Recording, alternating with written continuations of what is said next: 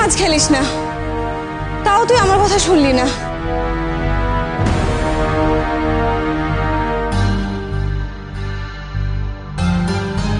এই সবাই এদিকে আয়, তাড়াতাড়ি তাড়াতাড়ি ফাস্ট আয়। শোন, আমাদের চ্যাম্পিয়ন মিস ইন্দ্রাণী মুখার্জি শুভময় স্যারের মরাল ক্যারেক্টার নিয়ে কমপ্লেন করেছে মিস্টার জোয়ারদারের কাছে। কি বলেছে জানিস? বলেছে স্যার নাকি ওকে মলেস্ট করার চেষ্টা করেছে। মিথ্যে কথা, আমি কোনো কমপ্লেন করিনি। মিথ্যে কথা, কেন মিথ্যে মিথ্যে বানিয়ে বলছিস আমার নামে তুই? মিথ্যে? তাহলে মিস্টার জোয়ারদার আমাকে ডেকে এত প্রশ্ন কেন করলো? জোয়ারদার কি প্রশ্ন করেছে তোকে? যেগুলো তুই বলেছিস। জিজ্ঞাসা করছিলেন যে স্যার আমাদেরকে আনইজি ফিল করান কিনা, আমাদের টাচ করেন কিনা, এগুলো তুই গিয়ে বলেছিস না? আমি কোনো কমপ্লেন করিনি সারিকা, আমি কিচ্ছু বলিনি স্যারের নামে। বলেছিস, বলেছিস তার কারণ বাওয়ালটা আজকে তোর সাথেই হয়েছে। তাতে কি হয়েছে? আমি আমি কাউকে কিছু বলিনি। আমার তার মানে আমাকে স্যারের নামে কিছু বলতে হবে এর কোনো মানে নেই। আছে, আমি জানি মানেটা কি। কারণ তুই স্যারকে পছন্দ করিস। আজকে এত কিছু হয়েছে তার জন্য তুই সিডিউস করে স্যারের রাগ ভাঙাতে গেছিস। আর একটা বাজে কথা তুই বলবি না, আর একটা বাজে কথা বললে কিন্তু আমি তোকে মেরে ফেলবো, আমি শেষ করে দেবো। আঙুল নিচে। তুই আঙুল নামা। ডোন্ট ইউ ডেয়ার, ওকে? তুই বাজে বাজে কথা সবার সামনে কি প্রমাণ করতে চাইছিস? তুই প্রমাণ করে দেখাই কথাগুলো তুই বলিসনি। কমপ্লেন কে করেছে? কি ভাই?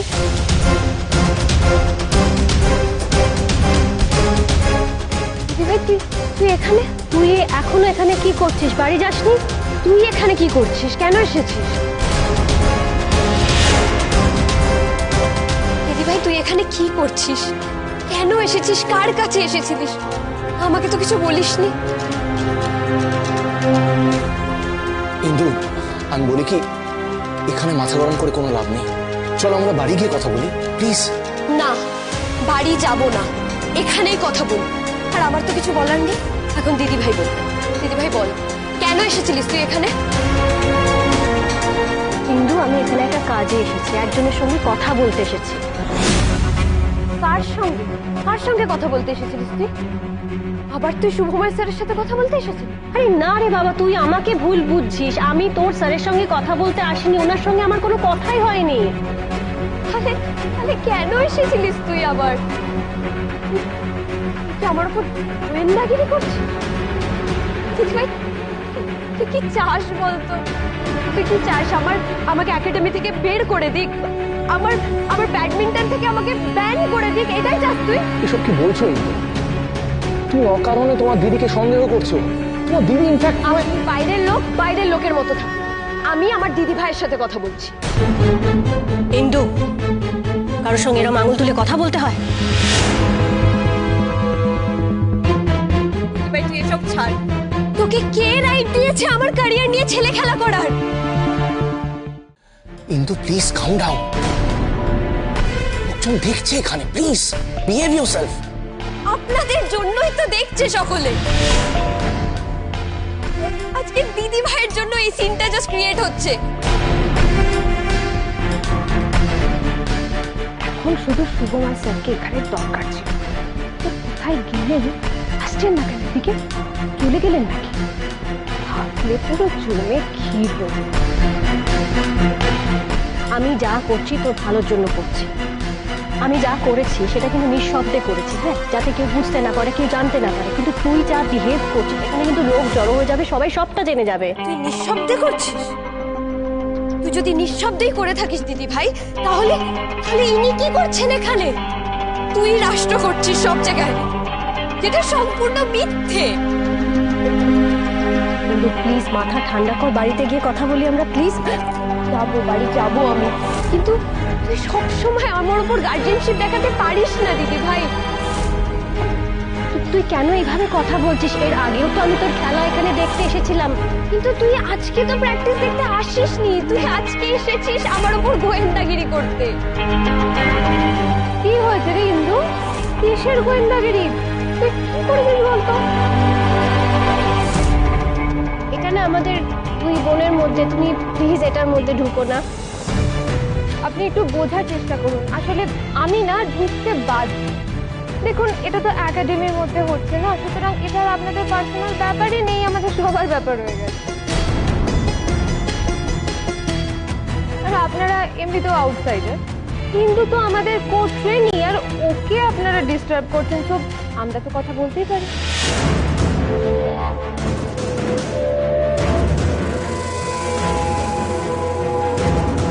তুই কি চাস নীলু? আমি চলে যাই এখান থেকে, তুই আলাদা করে বাড়িতে ফিরবি? কিন্তু তুই একটা কাজ কর, তুই তোর দিদির সাথে বরং বাড়ি চলে যা। আজকে তোর ওপর দিয়ে অনেক ধকল গেছে, ইউ নিড রেস্ট। আজকে শুভময় স্যারের হাতে মার খাওয়া, তারপর কোর্টে 50 রাউন্ড পাক দেওয়ার শাস্তি। মার খাওয়া, শাস্তি, মানে ইন্দু? কি রে ইন্দু, বল। Shut up, just shut up.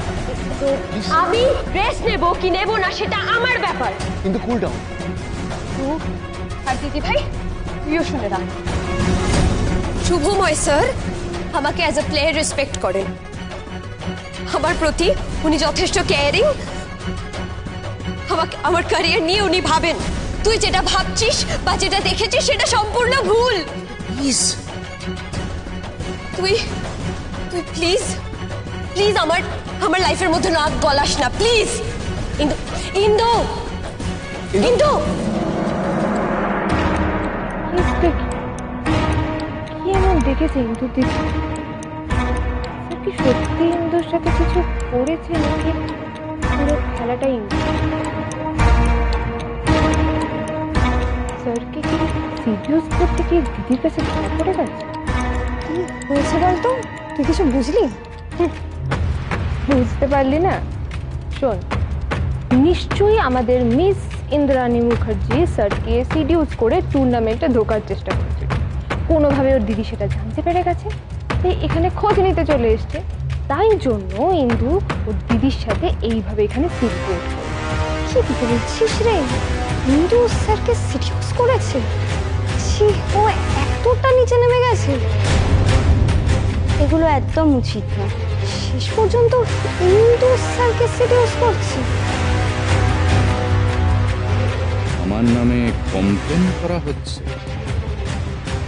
দেখাচ্ছি মজা।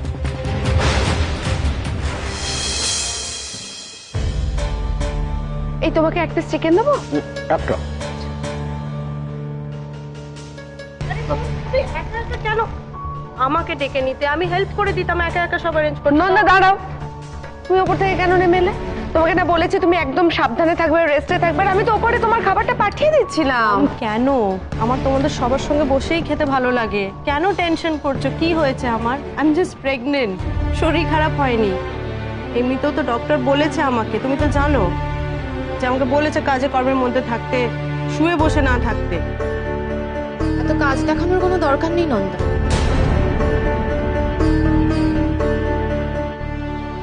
কেন শ্রেয়া বৌদি, আপনার কি প্রবলেম? প্রবলেমটা তো আমার। এই যে তুমি হন হন করে সিঁড়ি দিয়ে নিচে নেমে এলে, যদি হোঁচট কি পড়ে যেতে তাহলে তো আমাদের সবার কোমরেই দড়ি পড়তো না। আহ শ্রেয়া, কি হচ্ছে এটা? কি চুপ করো। ছেড়ে দাও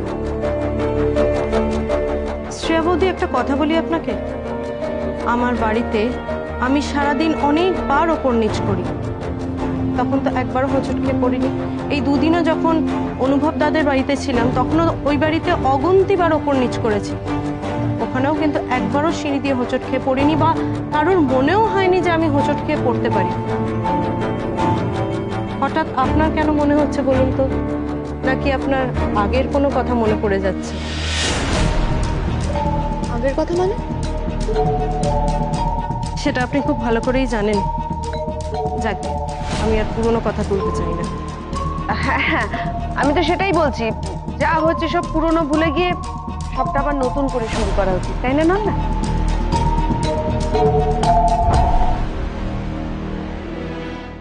হ্যাঁ মা, ঠিকই বলেছো। অবশ্য দিদি একটা কথা বলে জানো তো, পুরনো কথা নিয়ে আলোচনা করা উচিত নয়, সেটা ঠিকই, কিন্তু পুরনো কথা ভুলে যাওয়া উচিত নয়। সবটা মনে রাখা উচিত। কে জানে কখন কোথায় কোন ইনফরমেশনটা কাজে লেগে যায়। নন্দা, নন্দা তুমি কিন্তু তোমার শ্রেয়া থাক না, এখন এসব কথা থাক, চুপ করো। আর প্লিজ শ্রেয়া, তুমি নন্দাকে সবসময় বিরক্ত করাটা এবার বন্ধ করো তো। তুমি আমাকে ওর জন্য কথা শোনাচ্ছ। ওই তো আমাকে শ্রেয়া প্লিজ, বাচ্চাদের মতন ও কি করেছে আমি কি করেছি সব বলো না তো, তোমাকে জাস্ট এগুলো মানায় না। আর সব থেকে বড় কথা, তোমার যখন ওকে পছন্দই নয় তুমি ওর সাথে কথা বলো না, সিম্পল, মিটে গেল। ওকে ওর মতন থাকতে দাও, তুমি তোমার মতন। দেখো অনিন্দিতা, আমি কিন্তু একটা কথা বলতে বাধ্য হচ্ছি। তুমি কিন্তু শ্রেয়াকে বড্ড বেশি কর্নার করছো। মানে আমি হঠাৎ ওকে কর্নার করতে যাবো কেন? হ্যাঁ করছোই তো। তুমি নন্দার প্রতি সিম্প্যাথেটিক হতেই পারো, কিন্তু তাই বলে শ্রেয়াকে সবসময় সন্দেহ করা তো ঠিক নয়।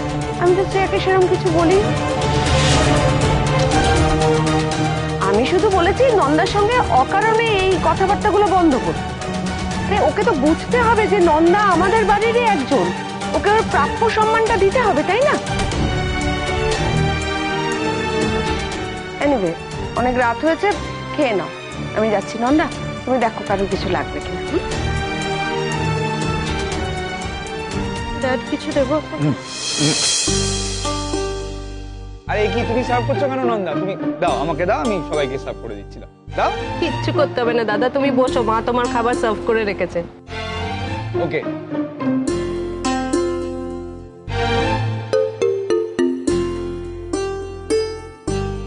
আচ্ছা নন্দা, তুমি দাবা খেলতে পারো? না। যা, তুমি খেলতে পারলে আমি ভেবেছিলাম তোমার সঙ্গে খেলবো। দাবা খেলার জন্য একটা গ্রে ম্যাটেরিয়াল প্রয়োজন পড়ে দিদি, সেটা ভুলে যাচ্ছ কেন? ভুলিনি, অ্যাবসলিউটলি ট্রু। এই জন্যই তো তোমাকে এত চেষ্টা করে শেখাতে পারলাম। তবে আমার ধারণা নন্দাকে শেখালে নন্দা শিখে যায়। কি নন্দা পারবে না? তুমি শেখালে নিশ্চয়ই পারবো। গুড।